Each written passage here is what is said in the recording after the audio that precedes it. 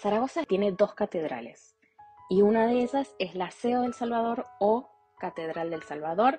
Seo y catedral son sinónimos. Seo viene del latín, que significa silla o asiento, y viene a ser la sede del obispo, lo mismo que la catedral. Para hablar del aseo, desde la fachada y la construcción que se ve desde afuera, es un repaso por los estilos arquitectónicos de la historia. Es como un rosario de construcciones que nos muestran todos los estilos arquitectónicos desde el siglo XI hasta el XVIII.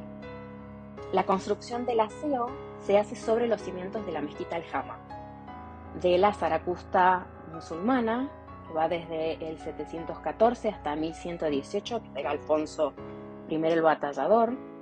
La mezquita Al-Jama es el equivalente a la Catedral Metropolitana y significa literalmente la mezquita de los viernes, la más importante de la ciudad.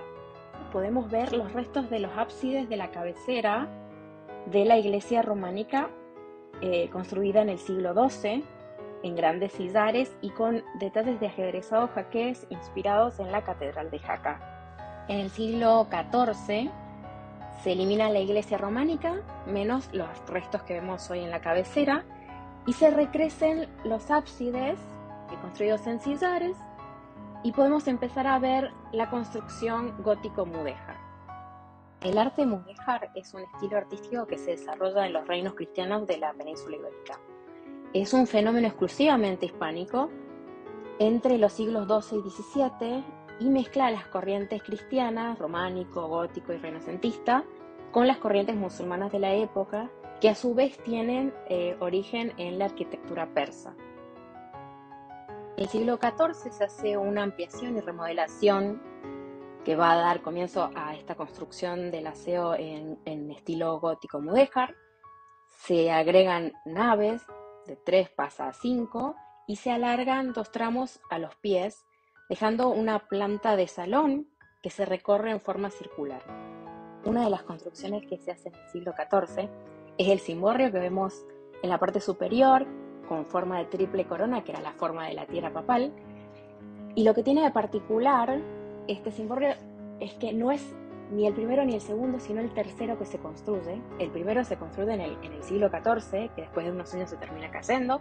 El segundo, con la misma suerte, en el siglo XV. Y finalmente el tercero en el siglo XVI, construido de forma octogonal por Juan Botero. En el cimborrio no solo vemos los detalles del estilo gótico y mudéjar, sino también la talla renacentista que estaba de moda en la época de su construcción. En las hornacinas están las esculturas de los 4 padres de la Iglesia Latina, además de los evangelistas Mateo, Marcos, Lucas y Juan, y el escudo de Alonso o Alfonso de Aragón, que fue arzobispo de Zaragoza, arzobispo de Valencia y virrey de Aragón, hijo natural del rey Fernando el Católico. Entre el lado izquierdo de la fachada y el ábside izquierdo podemos ver un pequeño edificio adosado al aseo.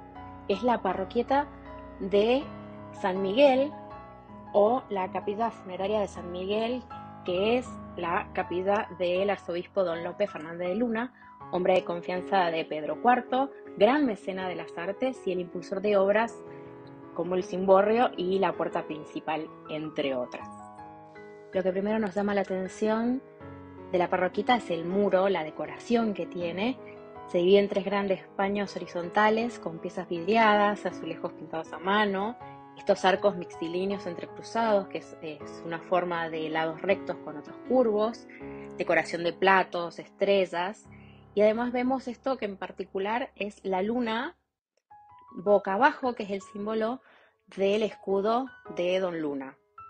Parece ser que el muro ya estaba terminado, pero la decoración había quedado algo sencilla.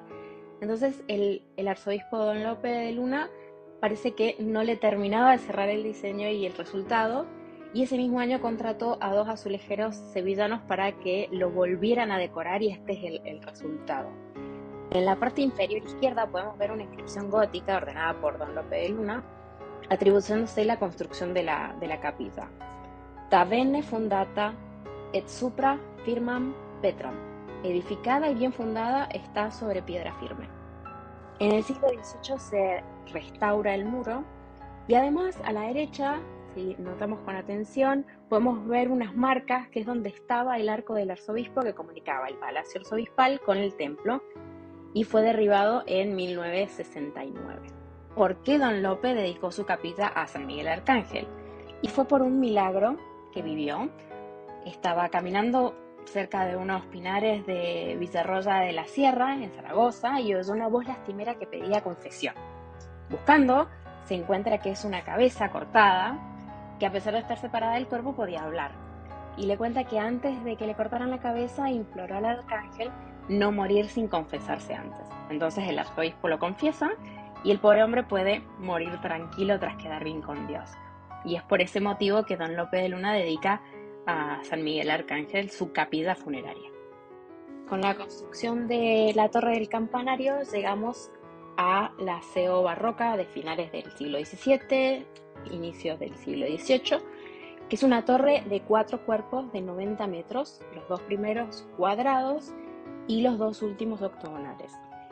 Esta torre cubre la anterior torre mudéjar, que a su vez estaba construida sobre el alminar de la mezquita, que es la torre que se utiliza en las mezquitas para convocar a las horas de oración.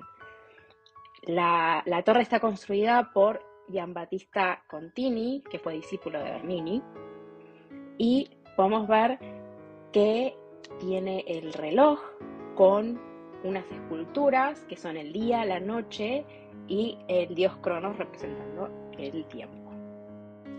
Las 4 figuras superiores son las 4 virtudes cardinales: la prudencia, la justicia, la fortaleza y la templanza. Además vemos que la torre está coronada con el chapitel bulboso, que es similar a la arquitectura barroca austríaca o centroeuropea, y simbólicamente tiene 2 funciones. La primera, que es más piadosa, que tiene que ver con llegar hacia el cielo, la unión entre el cielo y la esperanza, y es lo que está representado por la aguja al final. Y la otra función es el símbolo de riqueza y de prestigio para quienes encargaban la construcción. La fachada del aseo es una fachada neoclásica de finales del 18, inicios del 19, con columnas corintias, frontón triangular y las esculturas son en piedra estucada. En las hornacinas vemos en el centro al Cristo Salvador y a los lados San Pedro y San Pablo. Fue una construcción por encargo del arzobispo Añoa y Busto, y si bien el arquitecto fue Julián Yarza, el diseño que se usó era un diseño de Ventura Rodríguez, que es el arquitecto y diseñador del templete de la Santa Capilla de la Virgen del Pilar. Era un diseño que se iba a utilizar en el templete y al final no se utilizó, se utiliza ahora en la fachada del aseo. Dentro del aseo vamos a encontrar una planta de salón con 5 naves de estilo gótico que se recorren de forma circular. Hay 16 capillas en diferentes estilos arquitectónicos influenciados por el mudéjar aragonés, y además cuenta con un museo de tapices flamencos que alberga telas de los siglos XIV al XVIII. Tienen en total 64 tapices, de los cuales hay 23 exhibidos, y se considera como una de las 3 mejores colecciones del mundo. El retablo mayor del aseo es un retablo gótico hecho en alabastro, que es realizado en 2 etapas. Primero por el artista catalán Pere Joan, que realiza el banco y el sotabanco, además de 3 escenas en madera que hoy están perdidas. Y en la segunda mitad del siglo XV, Hans de Suabia, un alemán, que representa las 3 escenas principales del retablo: de izquierda a derecha, la transfiguración, la adoración de los reyes y la ascensión, que fue un encargo del obispo Dalmacio del Mur. Y vemos también los 3 bustos relicarios, que fueron regalos personales del Papa Luna, del Benedicto XIII, donde vemos los 3 bustos relicarios de San Lorenzo, San Valero y San Vicente. El coro se comunica con el altar mayor a través de la vía sacra, que está ubicada en la nave central de la catedral, también mandado a construir por el obispo Dalmau del Mur, en donde se encuentra su lápida. Fue construido en el siglo XV y destaca una imponente sillería gótica de 117 asientos en 2 pisos tallados en roble. Las obras del trascoro empezaron en el siglo XVI, pero se prolongaron hasta los comienzos del siglo XVII por motivos económicos. Igualmente se mantuvo el mismo sistema arquitectónico. El paseo tiene tres entradas.